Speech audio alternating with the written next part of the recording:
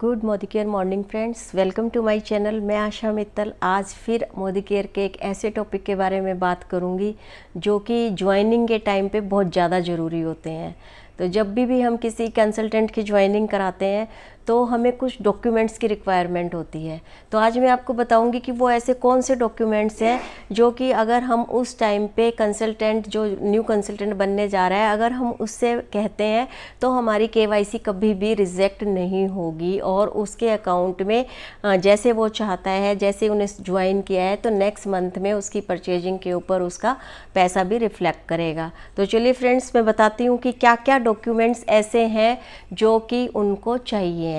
तो सबसे पहले तो हमारे को एक आईडी प्रूफ चाहिए होता है।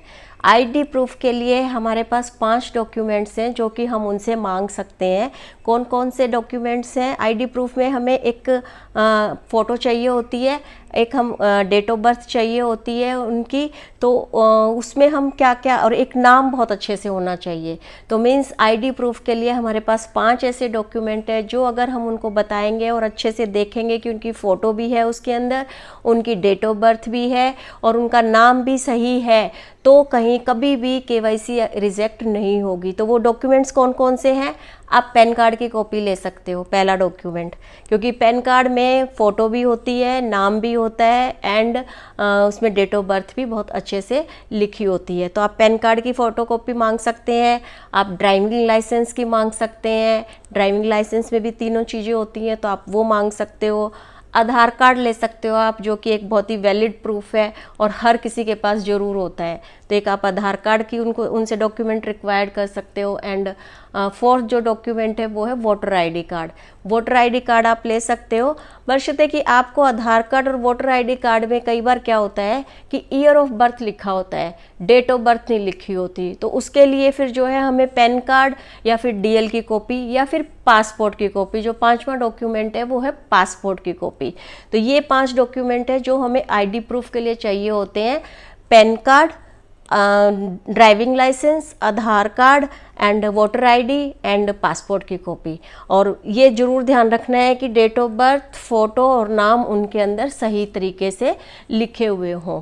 ये तो हो गया हमारा आईडी प्रूफ के लिए। अब बात आती है एड्रेस प्रूफ के लिए। तो एड्रेस प्रूफ के लिए हमारे पास कुछ 7-8 डॉक्यूमेंट्स हैं जो हम उनसे कह सकते हैं, ले सकते हैं। वो कौन कौन से डॉक्यूमेंट्स हैं?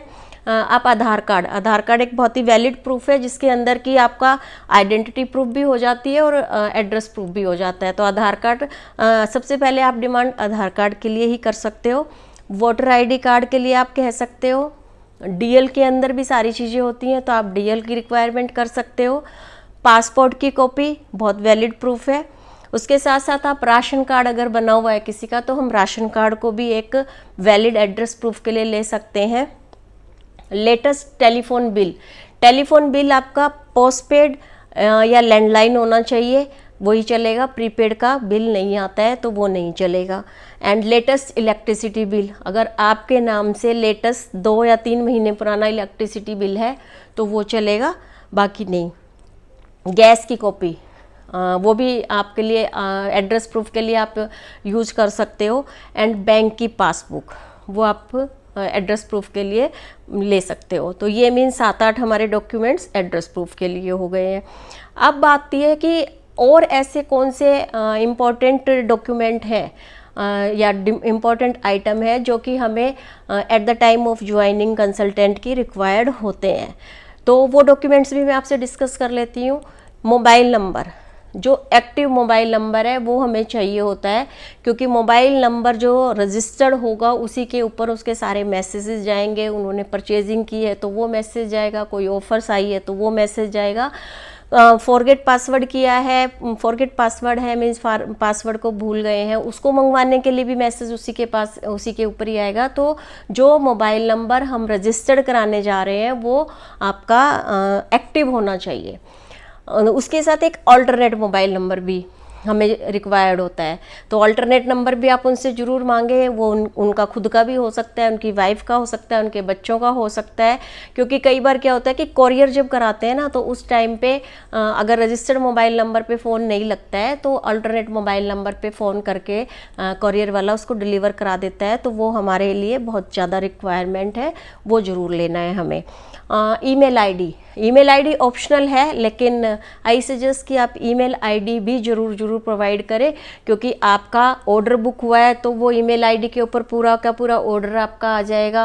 आपका पासवर्ड अगर फॉरगेट हो गया है तो वो ईमेल आईडी के ऊपर आपका मोबाइल नंबर पे तो आएगा, इसके साथ में आपका ईमेल आईडी के ऊपर भी आ जाएगा। तो इट्स बेटर कि भी आप, कई बार मोबाइल जैसे गुम हो जाता है तो आपकी ईमेल कभी भी गुम नहीं होगी, तो आप ईमेल के ऊपर आपकी वो जो है इन्फॉर्मेशन आ जाएगी। तो ईमेल आईडी भी आप ज़रूर दीजिए। कंपलसरी नहीं है मोदी केयर में, लेकिन आप ज़रूर दीजिए उसको। को एप्लीकेंट का नाम, क्योंकि हम ये बोलते हैं कि मोदी केयर का जो बिज़नेस है वो एक लिगेसी बिज़नेस है, मीन्स हम फैमिली बिज़नेस है, हम अपनी फैमिली में आगे वो ट्रांसफ़र हो जाता है अगर हम चाहें तो, या अगर खुदा न खास्ता कुछ मिस हैपनिंग वगैरह कुछ हो जाती है तो वो बिज़नेस जो है आगे ट्रांसफ़र हो जाता है। तो को एप्लीकेंट का नाम आप ज़रूर दीजिए। जैसे बैंक में नॉमिनी का नाम देते हैं ना, इसी तरह मोदी केयर में को एप्लीकेंट का नाम भी आप ज़रूर दीजिए। ऑप्शनल है, कंपलसरी नहीं है, लेकिन फिर भी आई विल सजेस्ट कि आप उसको ज़रूर दीजिए। उसका नाम अच्छे सा, और मीन्स जो उनके आधार कार्ड में या उनके जो डॉक्यूमेंटेशन के अंदर जो नाम है वो नाम, और उनकी डेट ऑफ बर्थ वो आप ज़रूर लीजिए और उसको फिल कीजिए, ताकि आपके को एप्लीकेंट का नाम भी उसके अंदर मेंशन हो जाए। तो फ्रेंड्स, ये जो है कुछ डॉक्यूमेंट्स थे जो कि हमें at the time of joining consultant की चाहिए होते हैं। और बहुत ज़्यादा केवाईसी रिजेक्शन की जो है प्रॉब्लम्स आती हैं लोगों के सामने, जस्ट बिकॉज ऑफ कि वो उसको अच्छे से एनालाइज नहीं कर पाते हैं कि भी सारी चीज़ें प्रॉपर हैं या नहीं है। और एक चीज़ और मैं आपको बताना चाहूँगी, आधार कार्ड के अंदर कई बार फ्रंट के अंदर खाली आधार नंबर होता है, बैक में नहीं होता है। लेकिन हम क्या करते हैं, जब ज्वाइन कराते हैं उनको तो एड्रेस प्रूफ के लिए बैक साइड का लगा दिया है और उनके आइडेंटिटी प्रूफ के लिए फ्रंट का लगा देते हैं। तो क्या होता है कि रिजेक्शन हो जाती है केवाईसी, क्योंकि पीछे तो उनका आधार नंबर था ही नहीं। तो उस केस में हमने क्या करना है, एक कोलाज बना लेना है, फ्रंट और बैक दोनों आधार कार्ड को लेके कोलाज बना के, और आधार एड्रेस प्रूफ के अंदर जो है हमने उस कोलाज को पेस्ट करना है, उसकी फ़ोटो हमने लगानी है, ताकि हमारी केवाईसी रिजेक्ट ना हो। क्योंकि जब केवाईसी हो रही होती है तो उनको नहीं पता कि ये जो है फ्रंट भी उसी का ही है और बैक भी उसी का ही है, तो वो हमने दिखाना है उनको कि ये सेम पर्सन है। तो इस तरह से जो है हमारी फिर वो केवाईसी रिजेक्ट नहीं होगी। तो ये छोटी छोटी बातें हैं जो हमें ध्यान में रखनी चाहिए किसी भी कंसल्टेंट की ज्वाइनिंग से पहले, ताकि रिजेक्शन की कोई दिक्कत ना आए और कंसल्टेंट को भी कोई प्रॉब्लम ना हो। क्योंकि कहते हैं ना, first impression is the last impression. तो वो वाली बात है कि आप शुरू में ही डॉक्यूमेंट सारे देख के, क्योंकि आप किसी से भीख नहीं मांगने जा रहे हो, आप उनको एक बिज़नेस अपॉर्चुनिटी देने जा रहे हो, तो शुरू में ही सारे डॉक्यूमेंट्स उनके जो है सही तरीके से लीजिए, जिससे कि उनको कोई दिक्कत ना आए। तो ये डॉक्यूमेंट्स हैं जो हमें उनकी केवाईसी के लिए ज़रूर चाहिए होते हैं।